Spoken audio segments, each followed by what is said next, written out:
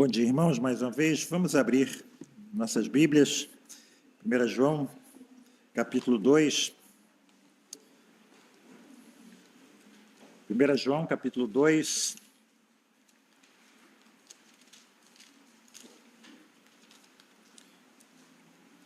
E hoje nós vamos ler os versos 12 a 14. Eu gostaria que os irmãos prestassem atenção a esses versos. Aquela forma, embora escrito em grego, a mentalidade judaica, a forma judaica de abordar uma questão. Prestem atenção no paralelismo de João aqui, né? Aquele chamado paralelismo judaico. Vejam aqui, reparem a repetição das palavras, a repetição das frases nesses versículos aqui. Filhinhos, escrevo-vos, porque pelo seu nome vos são perdoados os pecados. Pai, ou pais, escrevo-vos, porque conhecestes aquele que é desde o princípio. Jovens, escrevo-vos, porque vencestes o maligno. Agora, a repetição. Eu vos escrevo, filhos, porque conhecestes o Pai. Eu vos escrevi, pais, porque já conhecestes aquele que é desde o princípio. Eu vos escrevi, jovens, porque sois fortes, e a palavra de Deus está em vós, e já vencestes o maligno. Repararam os pares, de 2 em 2? Verso 12, filhinhos, escrevo-vos, porque pelo seu nome vos são perdoados os pecados. Depois, no final do verso 13, eu vos escrevo, filhos, porque conhecestes o Pai. Depois, lá no início do verso 13, pais, escrevo-vos, porque conhecestes aquele que é desde o princípio. Depois, no verso 14, eu vos escrevi, pais, porque já conhecestes aquele que é desde o princípio.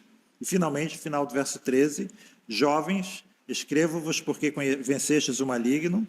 E no final do verso 14, eu vos escrevi, jovens, porque sois fortes, a palavra de Deus está em vós, e já vencestes o maligno. Então, quando João quer falar sobre algo importante, ele repete, ele está se repetindo aqui, como um bom mestre judeu, né? Então, irmãos, antes de nós falarmos sobre o texto, eu queria dar aqui algumas informações preliminares, talvez algumas curiosidades bíblicas, né?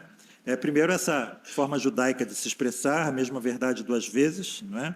E há aqui, nesse trecho, uma divisão entre os comentaristas a respeito do significado das palavras aqui, filhinhos, pais e jovens, né?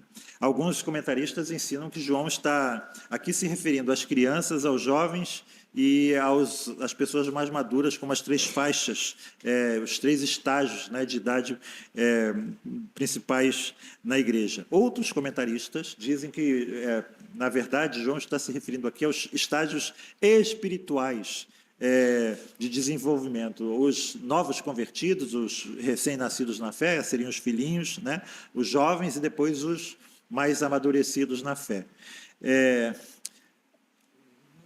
Essas duas interpretações, segundo os comentaristas reformados, elas não são as melhores interpretações, embora possa haver algum... Obrigado, precisando. Embora possa haver algum aspecto em que podemos ver alguma verdade nisso, como vamos ver, né? Os reformados dizem que, na verdade, as verdades descritas por João, elas se aplicam a todos os cristãos indistintamente, ou seja, a todos os cristãos de todas as idades ou em todos os estágios da vida espiritual, da vida cristã. Veja aí, por exemplo, o verso 12. Filhinhos, escrevo-vos, porque pelo seu nome vos são perdoados os pecados. Só para as crianças? Ou só para os novos convertidos? Evidentemente que não, né? Essas verdades são verdadeiras, são aplicáveis a todos nós indistintamente, né? E uma outra questão que nos precisa chamar a atenção: os detalhes da Escritura Sagrada são importantes, né?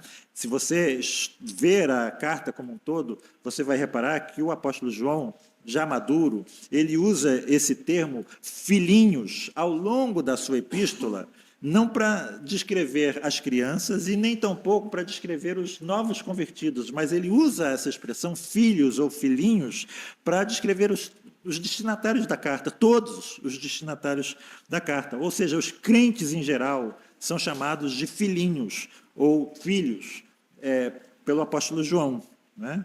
Então, para esses comentaristas, não parece ter sido o propósito do apóstolo João aqui fazer essas distinções, né? Então, é um termo carinhoso que aquele homem idoso usa para se dirigir aos seus discípulos. Mas, talvez, em algum estágio, né, adicionalmente, ele talvez possa estar se referindo a dois grupos, os jovens e os pais, né? Filhinho seria o geral, e depois ele se dirige a jovens e os pais. Aqueles que estão, os jovens, né, vivendo, digamos assim, no fragor da luta espiritual, e aqueles que já estão mais experimentados, vividos nessa luta. Note também aqui, na nossa versão ela é mais destacada, né, que essa palavra filhinhos no verso 12 e a palavra filhos no verso 14. Existem versões que não fazem essa distinção entre filhos, usa só filhinhos, não é? Mas João está usando aqui duas palavras gregas diferentes. No verso 12, ele usa a palavra teknia, que é literalmente filhinhos. E no verso 14, ele usa a palavra paidia, que é traduzida na nossa versão por filhos, né? Essa palavra teknia, ela normalmente é associada à filiação natural entre uma criança e o seu pai, né? E a segunda palavra, paidia, ela normalmente é associada com a menoridade de uma criança que é posta sob a autoridade de alguém, sob a disciplina de alguém. Então, a palavra pode descrever uma situação de parentesco e outras, uma situação de subordinação, né? William Barclay, que é um dos mais renomados comentaristas do Novo Testamento, ele diz que a primeira palavra ela pode se referir a uma criança de tenra idade, e a segunda palavra é uma criança de tenra experiência, né? Mas tudo isso são só, digamos assim, especulações. Uma outra observação preliminar é que os comentaristas reparam também que nos versos 12 e 13, João usa eu vos escrevo por 4 vezes. Mas no verso 14, ele muda para eu vos escrevi 2 vezes. Escrever é mais uma das palavras prediletas de João, né? Nessa carta ele usa esse verbo 13 vezes. E há uma coisa curiosa, que as 7 vezes iniciais estão todas no presente e as 6 seguintes estão no passado, né? Então, até 2,13 é presente e a partir de 2,14 ele começa a escrever no passado. Alguns dizem que talvez João estivesse escrevendo até 2,13 e aí houve uma pausa, alguma coisa, né? Foi chamado para fazer alguma coisa, depois ele voltou e continuou a escrever, e aí ele começou a escrever no passado. Mas tudo isso é só, como eu disse, especulação. Se João tinha algum propósito em vista com essa mudança de tempo verbal, nós ainda não sabemos. Quem sabe alguma geração do futuro consiga, né, entender alguma coisa que nós não entendemos aqui no presente. Mas, dito isso, nós vamos voltar aqui para esse parágrafo. O que João quis nos ensinar aqui nesse parágrafo? Reparem, irmãos, que até o versículo 11, João está aqui nos apresentando um ensino, digamos assim, muito robusto, muito severo, né? Muito forte. Jesus ele fala àqueles nossos irmãos que eles precisavam obedecer os mandamentos de Deus, que essa é uma característica do cristão, que eles precisavam amar os irmãos, que eles, como diz o verso 6, se você diz que está nele, deve andar como ele andou. Que objetivo alto, né? Mas aqui, então, João faz uma pausa. Ele escreve esses versículos que nós acabamos de ler. E a pergunta, né, que alguns comentaristas fazem é por que ele interrompeu o raciocínio dele? Por que ele parou assim no meio da sua exposição e abre esse parênteses aqui? E a resposta é que João, como um velho e experimentado pastor, como um pastor compreensivo, amoroso, como alguém que ama as suas ovelhas, ele sabia que aqueles irmãos, assim como eu e como você, como nós, poderiam, à vista dessas palavras, ficar desanimados. Talvez eles começassem a se perguntar: será que eu sou mesmo cristão? Olhando para si mesmos, será que eu estou realmente salvo? Então imagine aqui, né, o apóstolo João fazendo essa pausa e escrevendo esses versículos. Imagine João pensando: será que as minhas ovelhas vão ficar de alguma forma desanimadas ou temerosas? Será que elas vão talvez sentir que eu estou colocando um nível muito alto que elas não são capazes de atingir, de alcançar? Será que essas palavras vão fazer com que elas se sintam como pecadores condenados, sem salvação? Então, eu vou fazer aqui uma pausa e vou escrever algumas palavras de conforto para elas. Então, João aqui, por assim dizer, ele para e faz umas perguntas para a gente. Será que vocês acham que o que eu escrevi aqui como alvo, como um estilo de vida do cristão, é realmente algo impossível? Será que vocês acham mesmo que eu estou pedindo alguma coisa que esteja fora do alcance do cristão comum? E ele, como que nos diz aqui, o seguinte: se vocês pensam assim, é porque vocês ainda não conseguiram entender a doutrina fundamental, o ponto central. É porque vocês estão abordando toda essa questão ampla de um ponto de vista errado, de uma forma incorreta.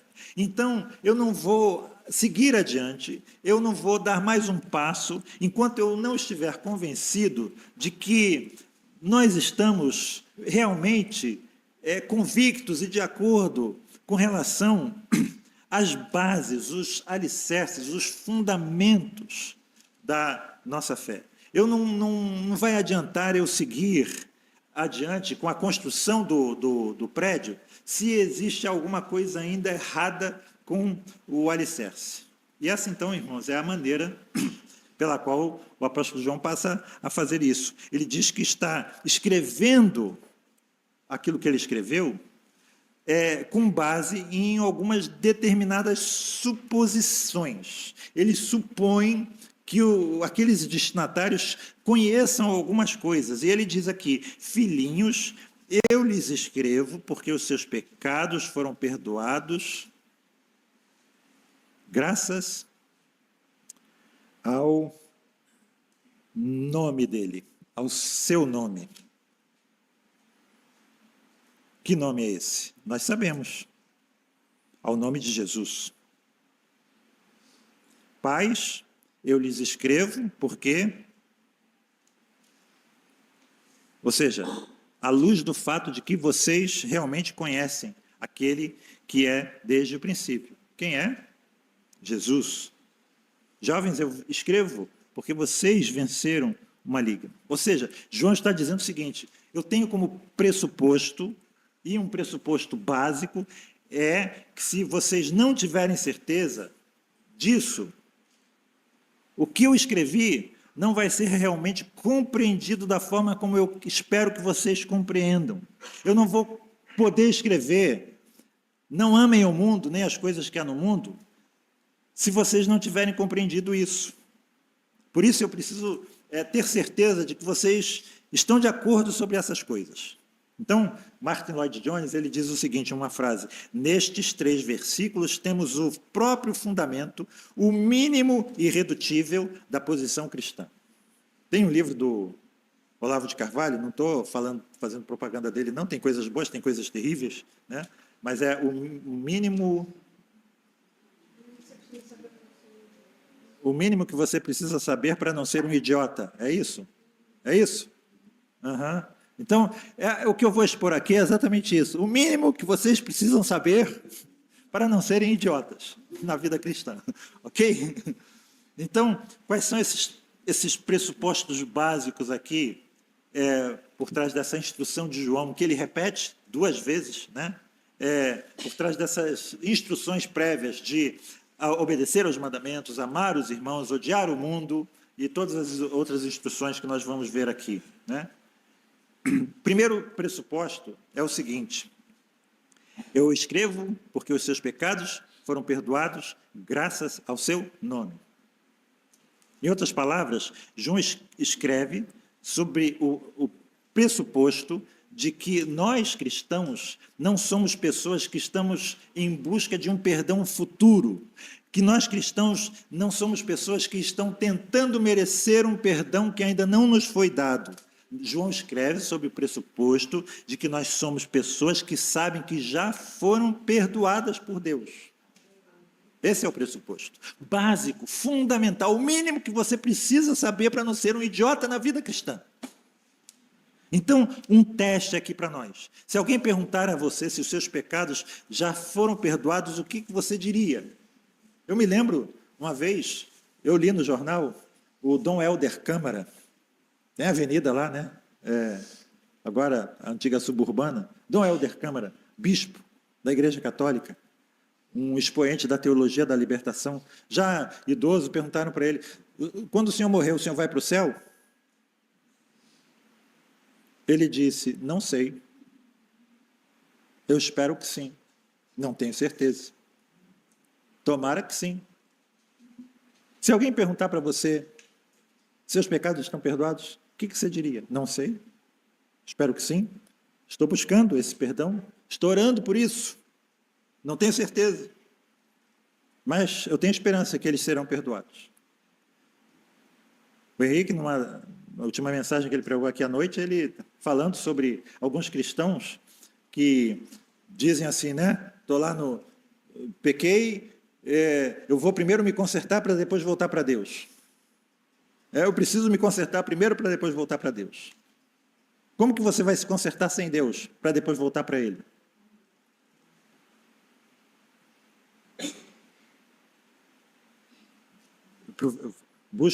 Busco por perdão, faço por merecer. Né? Essa não é a condição do cristão. Essa é a resposta de um incrédulo. Porque o cristão é aquele que sabe que os seus pecados já foram perdoados em Cristo. Esse é o primeiro ponto.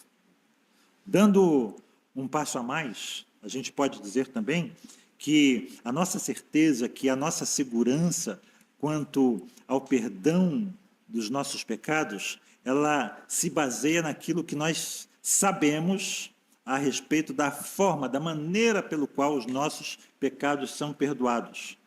João diz aqui, pelo seu nome. É pelo seu nome que os nossos pecados foram perdoados. É graças ao nome de Jesus. João não está aqui sendo supersticioso quanto ao nome de Jesus. O nome de Jesus aqui é a própria pessoa de Jesus. Em outras palavras, João está nos dando aqui uma declaração, né, esplendorosa, maravilhosa, dos fundamentos da doutrina cristã. Como disse Martin Lloyd Jones, os fundamentos da nossa doutrina cristã estão aqui. Aqui, Jesus é tudo.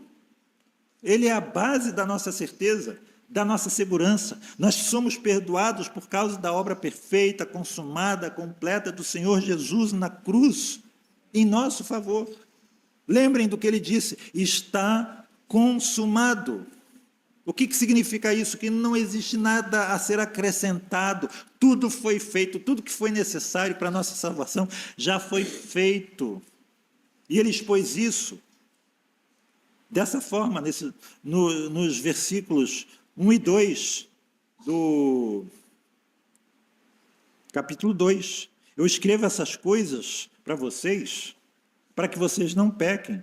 Mas se alguém pecar, lembrem-se que nós temos um intercessor junto ao Pai, Jesus Cristo, o justo.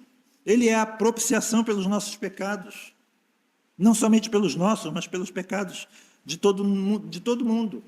Então, irmãos, o que nos faz saber que os nossos pecados estão realmente perdoados é o Senhor Jesus Cristo, que aparece como meu representante diante de Deus o Pai, e é por causa dele que eu sou perdoado, não é por causa de mim, não é por causa de alguma coisa que eu faça ou deixe de fazer. Jesus lidou com o meu pecado, ele tratou do meu pecado. Isaías já havia profetizado, o Senhor fez cair sobre ele a minha iniquidade. É pelas suas feridas que eu fui curado, que eu fui sarado. Então os meus pecados foram postos sobre o Senhor Jesus, e por causa disso, por ele ter tomado a punição dos meus pecados sobre ele, é que eu não sou punido. Os meus pecados são perdoados nele, os nossos pecados.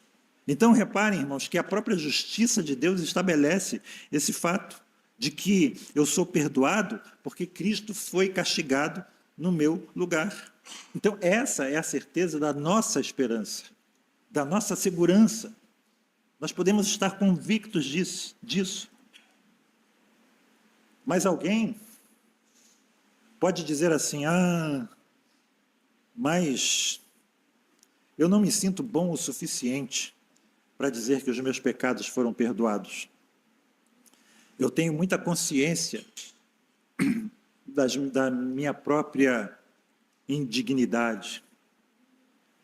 Lloyd Jones diz que frases assim, à primeira vista, podem ser afirmações de alguém que parece ter muita humildade, né? Mas ele acrescenta que falar dessa maneira só mostra que a pessoa é uma incrédula. Não é uma marca de santidade você estar incerto de que os seus pecados foram perdoados. Na verdade, você estar incerto a respeito disso é negar, é duvidar da palavra de Deus. A certeza do Novo Testamento é de que os meus pecados estão perdoados. Lembra-se de Jesus e Pedro?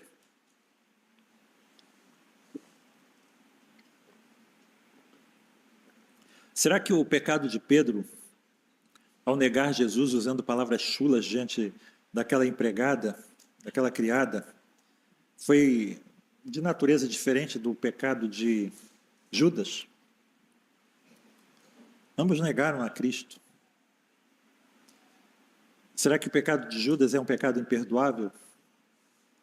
Mas o que Judas fez, irmãos? É aquela noção de que eu vou tratar do meu pecado, eu vou pagar pelos meus pecados.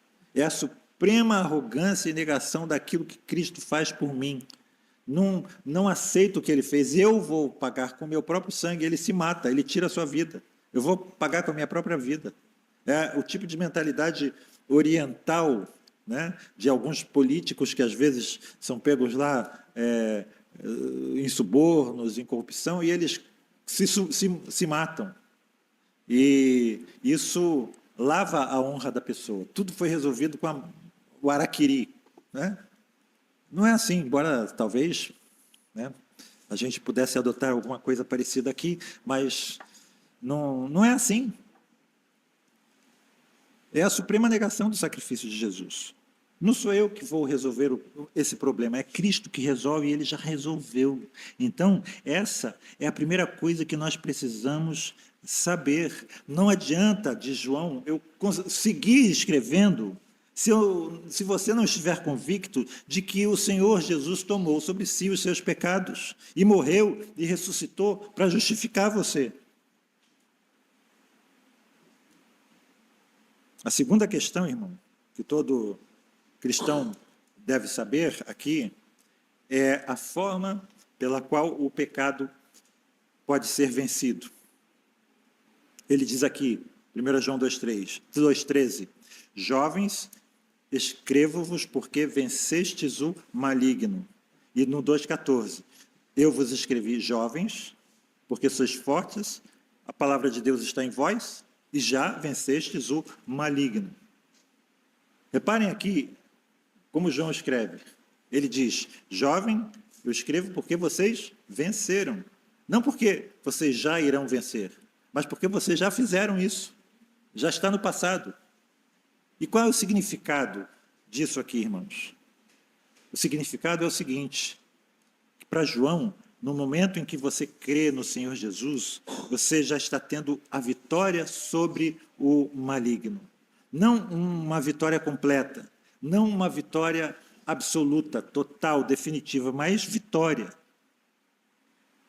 Nós podemos ainda ter a consciência da nossa fraqueza, da nossa fragilidade, mas no momento em que nós cremos em Cristo, nós também temos uma consciência de que, de uma forma ou de outra, nós já não estamos mais sob o domínio do pecado, de que nós já fomos transportados de um domínio para outro, do reino das trevas para o domínio do reino da luz, do Filho de Deus.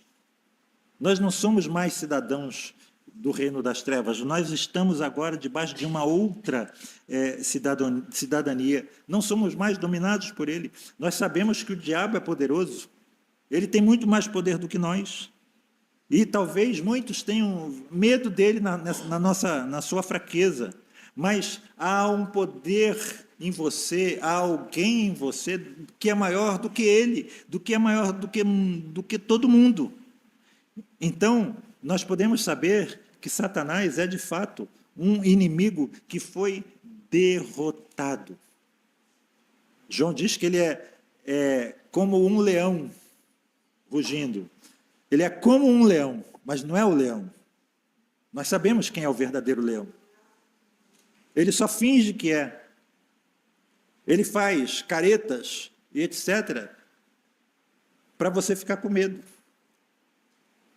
Conhece a história, uma fábula da raposa e do galo? É exatamente isso. A raposa estava atrás do galo, o galo se empoleirou num galho muito alto e a raposa não conseguia subir. E a raposa, diz a fábula, começou então a reganhar os dentes e a pular, e a escavar o tronco, e fez de tanto e tanto que o galo se apavorou, perdeu o equilíbrio e caiu. É isso.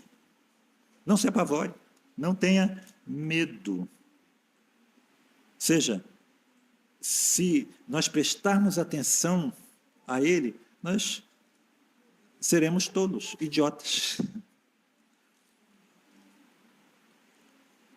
Então nós podemos dizer, em outros termos, aqueles que creem no Senhor Jesus sabem que estão em Cristo e que Cristo já derrotou o maligno. Essa é a nossa posição. Nós não podemos ser derrotados definitivamente, absolutamente, porque há alguém do nosso lado que já o derrotou. Ele já foi pisado na cabeça, pisoteado na sua própria cabeça. Tem um hino que a gente canta, um cântico que a gente canta que diz: eu sei que sou fraco, mas Cristo é forte. Não é isso? Então, quando João afirma, jovens, eu lhes escrevi porque vocês são fortes, isso não significa que nós sejamos fortes em nós mesmos, mas que nós fomos feitos fortes. No momento em que nós cremos no Senhor Jesus, acontece algo em nós. Então, irmãos, nós podemos ver aqui por que João faz esse parêntese. Qual foi o objetivo de João de nos dizer para obedecer os mandamentos, para amarmos os irmãos, para odiarmos o mundo, a menos que nos tenha sido dado condições para isso, forças para isso. E além disso, ele diz aqui, a palavra de Deus permanece em vocês. Ou seja, a palavra é que nos traz vida. Pedro diz, vocês foram regenerados, não de uma semente perecível, mas imperecível, por meio da palavra de Deus viva e permanente. Tiago fala sobre essa vida sendo implantada em nós pela palavra, capítulo 1, verso 21, recebei humildemente a palavra em vós implantada, a qual é poderosa para salvar a vossa vida. A palavra de Deus entra no nosso coração e nos dá vida, e ela permanece e floresce. Vocês entendem a importância do púlpito, a importância da exposição da Bíblia, a importância de você lê-la em casa, de você guardar as palavras de Cristo no seu coração, na sua mente, de você memorizar, de você estudar. Então, a mensagem, irmãos, de João aqui, nesse parênteses, é o seguinte: não pense que as exigências da vida cristã são elevadas demais. Há um sentido em que sim, são impossíveis, mas há um outro sentido em que elas não são impossíveis, que elas não são elevadas, que pensar assim de João é ignorância, é falta de fé, que você ficar apontando para suas fraquezas como uma justificativa para não prosseguir na caminhada cristã, não é humildade, mas é falta de fé, é falta de conhecimento do mínimo da fé.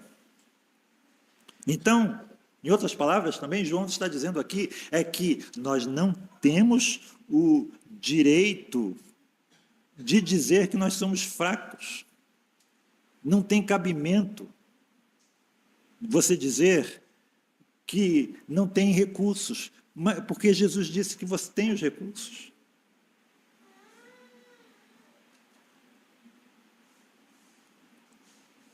Então, de João, escrevo a vocês, porque vocês sabem dessas coisas, porque vocês sabem que isso são fatos, que isso são verdade, são coisas verdadeiras. Vocês devem ter esse conhecimento do poder de Cristo em vocês, da capacidade que Ele dá a vocês de vencer o pecado. Isso é a santificação. E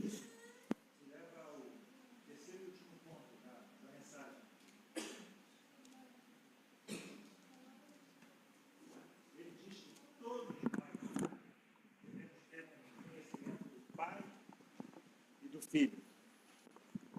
Isso, como nós vimos aqui, é a verdade básica de toda a epístola. Verso 13. Pais, eu vos escrevo porque vocês conhecem aquele que é desde o princípio, ou seja, o Senhor Jesus. Vejam o que ele diz no capítulo 1 da sua epístola, verso 1. Ora, o que era desde o princípio. O que ouvimos, o que vimos com os nossos olhos, o que contemplamos e as nossas mãos apalparam, isso proclamamos a respeito da palavra da vida. E então ele diz no verso 13, eu vos escrevo, filhos, porque conhecestes o Pai. Então é esse conhecimento salvífico, salvador, que todo cristão tem, um conhecimento de Cristo e de Deus o Pai. Não de Deus, irmãos, como alguém que se opõe a nós, que nos odeia, impondo esses mandamentos sobre nós e nos punindo quando nós não os cumprimos, mas Deus como um Pai, como um Deus que nos amou, com um amor tão indescritível de João no seu Evangelho, que ele deu o seu Filho para nós. Quando, diz Paulo, quando nós ainda éramos pecadores. Ora, se quando ele era pecador, Jesus nos deu o que ele tinha de mais precioso, quanto mais agora que já fomos reconciliados com ele. É o Deus que conta os cabelos da nossa cabeça. E João diz, nós o conhecemos. João diz, eu escrevo a vocês porque vocês o conhecem. E se vocês de fato conhecem a Deus como devem conhecer, não vão pensar e não vão dizer, os seus mandamentos são penosos, eles são um sacrifício, porque vocês vão saber que Deus os deu a vocês, porque Ele tem como objetivo que vocês sejam conformados à imagem do seu Filho amado, do seu Filho querido. Por isso, é um conhecimento do Pai e também um conhecimento do nosso Senhor Jesus. Conhecer em pessoa, conhecer a obra que Ele fez por nós, conhecer os seus ofícios, conhecer o seu sacrifício, conhecer o Senhor Jesus como Rei, como Senhor. É conhecer, então, a doutrina do Novo Testamento sobre Ele. Mas é, acima de tudo, irmãos, saber que Ele está perto de você no momento da sua necessidade, no momento da tentação. Ele está perto de você e Ele lhe dá a condição para você vencer a tentação. Conhecer o Jesus é conhecer a paz que Ele te dá, essa paz perfeita que excede o entendimento e que o mundo não pode dar. Conhecer o Pai e conhecer o Filho. Então, irmãos, terminando. Então, aí as 3 coisas básicas que todos nós devemos saber. Os nossos pecados foram perdoados por amor do seu nome. Nós já temos o poder para vencer o pecado. E nós conhecemos a Deus o Pai e a Deus o Filho através do Espírito Santo. Saber de verdade que Deus é o nosso Pai, que Ele nos ama, que os nossos pecados estão perdoados. É saber que nós podemos nos abrigar em segurança nos braços eternos e amorosos do nosso Pai. Vou terminar com as palavras aqui de Martin Lloyd Jones, abre aspas. Agradecemos a Deus por Ele ter feito o seu servo, o apóstolo, pausar nesta altura para apresentar este parêntese glorioso e magnífico. Agradeçamos a Deus por estarmos em terreno tão sólido, o conhecimento do pecado perdoado, o conhecimento de como vencer o pecado e, sobretudo, o conhecimento dele mesmo, Deus, o Pai, Deus, o Filho e Deus, o Espírito Santo. Que Deus nos abençoe. Amém. Pai Celeste, aplica, Senhor Deus, estas palavras tão consoladoras ao nosso coração. Que possamos guardá-las, Senhor Deus, com cuidado, Senhor. Que possamos retê-las, Senhor, para usá-la no momento da dificuldade. Que possamos nos revestir de toda a armadura que o Senhor nos dá, para que quando chegar o dia mau, nós possamos resistir às astutas ciladas do inimigo, Senhor. Faz-nos fortes em Ti, Senhor Deus. Nós sabemos que somos fracos, mas em Ti nós somos fortes. A Tua palavra nos faz fortes. O Teu Espírito nos faz fortes. O Senhor Jesus é o bom pastor que nos guia. O Senhor, ó Deus, o Pai, nos ama tão profundamente que nos deu o Seu Filho para morrer por nós. Os nossos pecados estão perdoados, Senhor Deus. Por isso, nos ajuda a nos conformar de glória em glória na imagem do Teu Filho Jesus. Nós Te louvamos e Te agradecemos, Pai, no nome exaltado, glorioso, acima de todo nome, no nome do Senhor Jesus. Amém. Amém. Vamos, irmãos, terminar